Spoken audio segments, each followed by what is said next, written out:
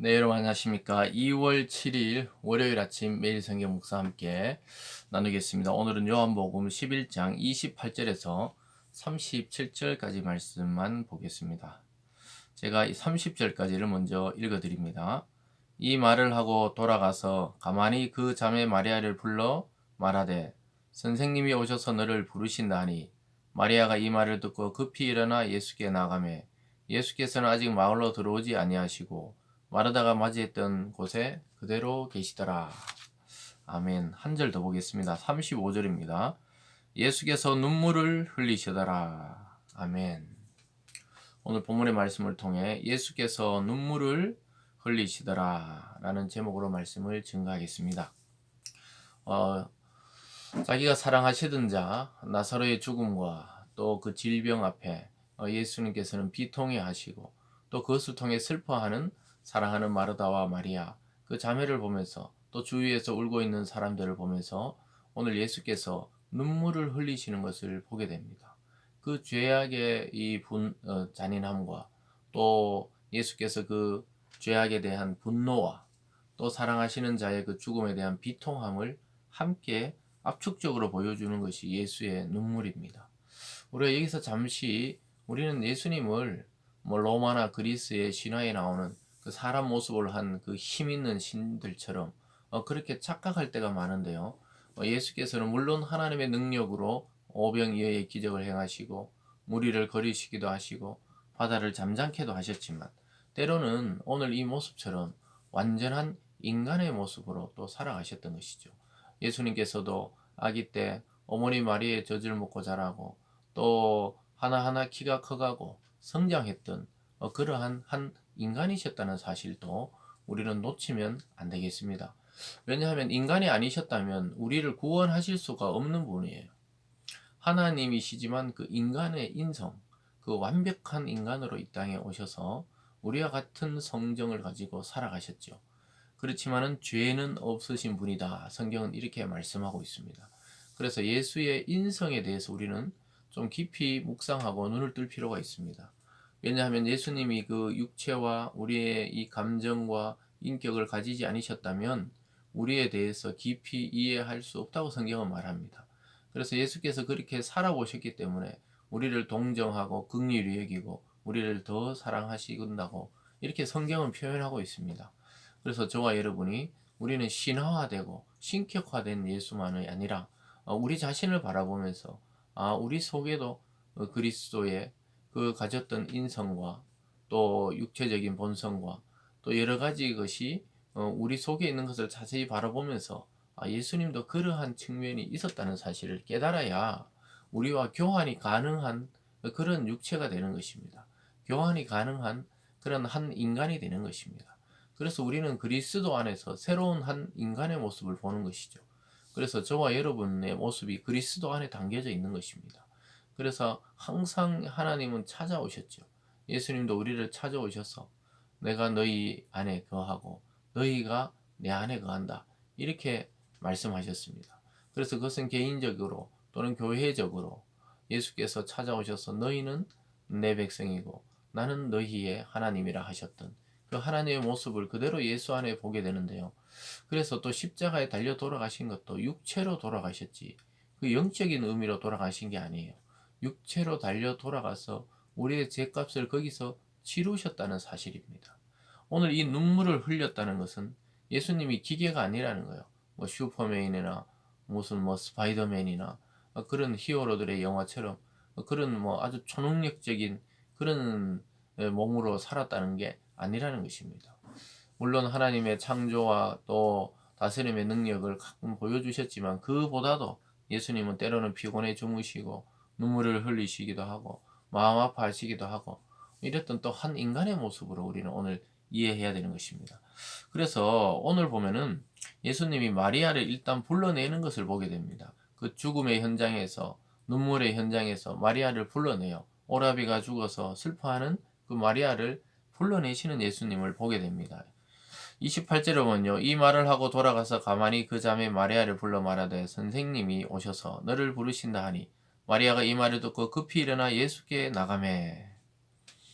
여러분 이 부르심이에요. 부르심. 예수님은 우리를 부르십니다. 사망과 죽음과 그 악함에서 우리를 불러내시는 분이에요. 기존성에서 우리를 불러내십니다. 그래서 우리는 자꾸 이 화석화되면 안 돼요. 고정화되면 안 되고 또 우리의 신앙이 굳어버리면 안 됩니다. 주님이 그럴 때마다 말씀으로 지금 불러내는 겁니다. 이 불러낸다는 의미가 무엇입니까? 이 죽음의 현장, 그 사망의 현장에서 생명으로 불러내시는 예수님입니다. 왜냐하면 예수님 자체가 생명이시기 때문에 거기서 눈물 흘리고 있지 말라는 거예요. 거기서 낙심하고 있지 말라는 거예요. 일어나서 나에게 나오라는 것입니다. 예수께 나오라는 거예요. 예수님은 항상 그렇게 말씀하셨습니다. 사마리아의 한 여자를 찾아갔을 때도 예수님이 찾아가셔서 그 너의 그 목마름과 그 답답함과 그 부끄러움에서 나오라는 겁니다. 그 현장에서 나오라는 거예요. 예수께로 나오라는 겁니다. 그래서 그 여인이 그런 생수를 줄 수 있는 분이 있으면 소개해달라니까 예수님 바로 내가 그다 이렇게 말씀하셨던 것처럼 오늘 마리아와 마리에다도 불러내는 것입니다. 오늘 이 아침에 저와 여러분을 예수께서 지금 불러내고 있는 거예요. 여러분의 그 잘못된 신앙, 잘못된 사상, 또 잘못된 죄악으로부터 지금 불러내고 계십니다. 우리는 그럴 때 즉시 오늘 마리아처럼 일어나서 예수께 나가면 방법이 있는 것입니다. 그래서 사람들은 마리아가 나가는 걸 보면서 뭐 혹시나 그 고가로 무덤에 가는 줄로 생각해요. 31절 끝에 보면 고가로 무덤에 가는 줄로 생각하고 따라가니 그래서 막 따라가 봅니다. 근데 오늘 두 번째로는 예수께서 드디어 그 슬퍼하는 자들을 보면 눈물 흘리시는 것을 보게 됩니다.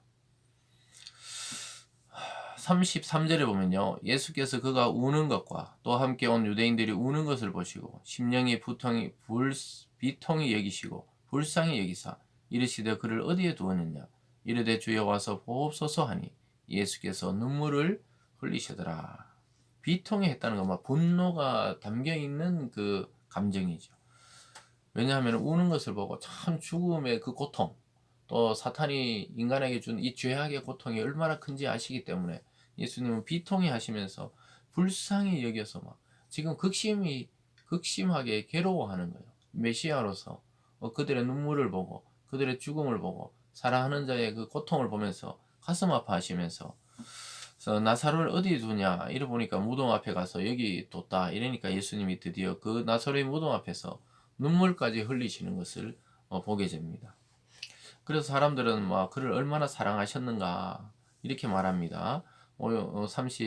36절에 보면 이에 유대인들이 말하되 보라 그를 얼마나 사랑하셨는가 하며 그중 어떤 이는 말하되 맹인의 눈을 뜨게 한 이 사람이 그 사람은 죽지 않게 할 수 없었더냐 막 이렇게 이야기하고 있습니다.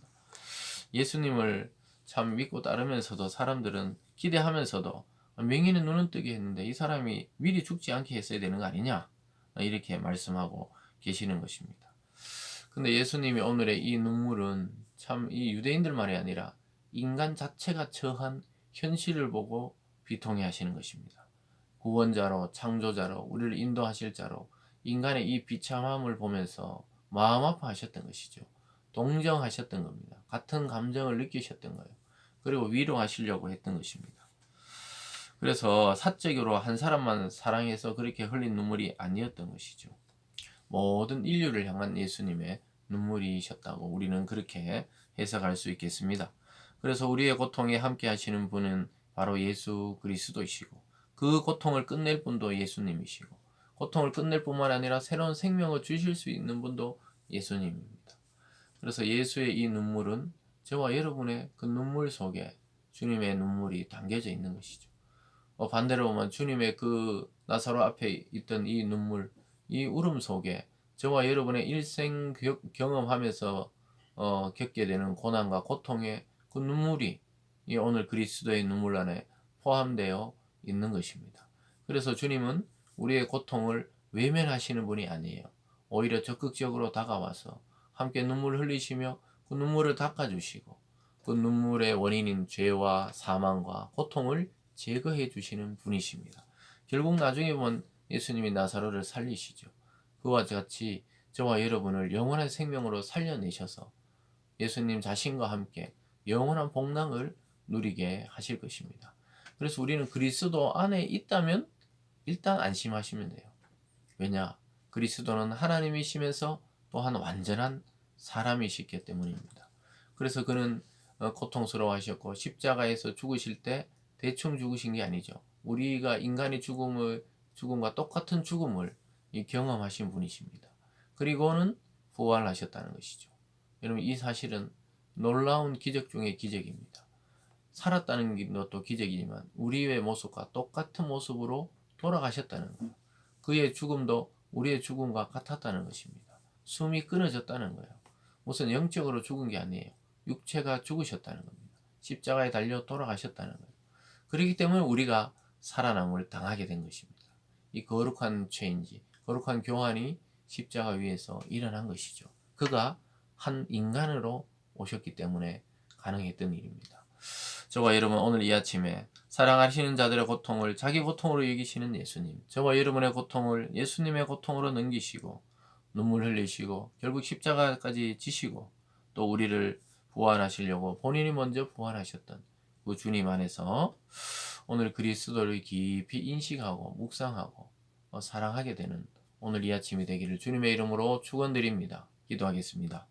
사랑의 하나님 아버지, 예수님은 한 인간으로 이 땅에 오셔서 우리의 아픔과 고통과 슬픔과 눈물을 아시고 우리를 동정하시고 사랑해 주시는 분이시고 결국은 자기 목숨을 십자가에 못 박혀 버리심으로써 우리를 살리기로 작정하신 그러한 분이심을 깨닫게 도와 주시옵소서.